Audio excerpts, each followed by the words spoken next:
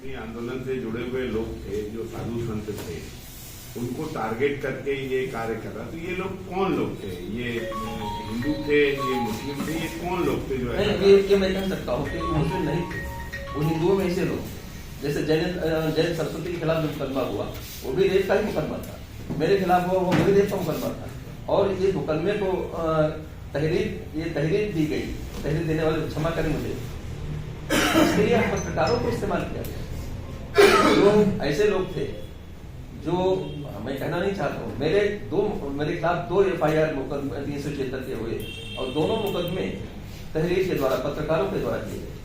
वो पत्रकार कभी किसी सम्मानित अखबार के नहीं, किसी सम्मानित संस्था के नहीं, फुटकर जो काम करने वाले लोग हैं, जो सोशल मीडिया के पत्रकार, उन्हीं पत्रकारों में से कुछ लोग पकड़ा गया और उनसे ये काम करवाया गया। और आश्चर्य ये है कि मेरे खिलाफ जो मुकदमे हुए वो मेरे लॉ कॉलेज की उन 2 लड़कियों को इस्तेमाल किया गया जो हमारे कॉलेज की छात्राएं थी। और उन कॉलेज की छात्राओं को इस बात का अफसोस आज भी है कि मुझको इस्तेमाल किया गया, उनकी जिंदगी को बर्बाद किया गया। तो ये घटना, किसी मुसलमान ने हमारे खिलाफ कोई कार्रवाई नहीं की, किसी मुसलमान ने हमारे खिलाफ कोई बयान नहीं दिया, किसी मुसलमान ने हमारे खिलाफ कार्यवाही का कोई आग्रह नहीं किया, बल्कि मेरे बयानों पर टिप्पणी जरूर की, लेकिन मेरे खिलाफ कभी नहीं आए। तो ये मैं मानता हूँ कि अगर हिंदू या हिंदुत्व कहीं प्रभावित होता है तो अपने लोगों के बीच से ही प्रभावित होता है।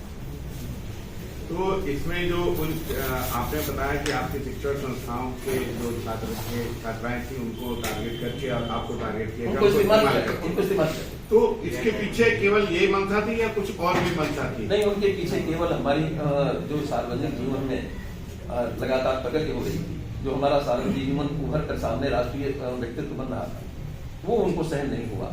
और साथ में हमारी जो संस्थाएं हैं वो लगातार प्रगति कर रही थी। आज मैं कहता हूँ रोहेलखंड विश्वविद्यालय में हमारा लॉ कॉलेज नंबर 1 पर है। 3 वर्षीय कार्यक्रम पाठ्यक्रम हो, 5 वर्षीय पाठ्यक्रम हो, LLM पहुंचाना उनका मकसद रहा है, ये तो स्पष्ट है। लेकिन मेरा जो वैयक्तिक अधिकार है, व्यक्तिगत सीमाएं हैं, उनको भी क्षति पहुंचाने का उनका लक्ष्य रहा होगा, ऐसा मैं मानता हूँ। आपने 2019 में सक्रिय राजनीतिक जीवन से किनारा कर लिया, अब आगे क्या करना? मैं जो है राजनीति में आया था राम जन्मभूमि मंदिर निर्माण को लेकर, यही संकल्प था और यही बात मैंने रज्जू भैया से कही थी कि मैं राजनीति में तब तक सक्रिय रहूंगा जब तक मंदिर का निर्माण नहीं हो जाता, मंदिर निर्माण की बाधाएं दूर नहीं होता। मंदिर के निर्माण बाधाएं दूर नहीं, हमारा राजनीतिक जीवन समाप्त। अब आपका क्या विचार है? मेरा काम सनातन संस्कृति के मजबूत बनाने के लिए, उसको जन जन में जागरूक करने के लिए और उसको भारत के एक शक्तिशाली चेतना के रूप में खड़ा करना। भारत एक हिंदू राष्ट्र बने, भारत एक स्वाभिमानी राष्ट्र बने, भारत एक सनातन संस्कृति का पोषक राष्ट्र बने, इस योजना पर निरंतर काम करता है। स्वामी जी, क्या मथुरा काशी के लिए भी राम जन्मभूमि की तरह एक आंदोलन की जरूरत है? और अगर जरूरत है तो उसमें आपकी भूमिका क्या होगी? मैं समझता हूँ काशी के लिए तो अब वहाँ बाकायदा संघर्ष समिति बनी है, न्यायालय में मामला चल रहा है। अलग से संघर्ष समिति कोई गठित नहीं की गई है, लेकिन न्यायालय मामला चल रहे हैं, न्यायालय में हमारा पक्ष रखने वाले लोग हैं वो पक्ष रख रहे हैं, उसके लिए कोई अलग से समिति। लेकिन एक धर्मस्थान मुक्ति की समिति जो महंत वैद्यनाथ के नेतृत्व में गठित हुई वो निजाम नहीं हुई है, वो अभी अस्तित्व में है, तो अब वो काम करेगी। और मथुरा का भी न्यायालय से सर्वेक्षण का आदेश हो गया है।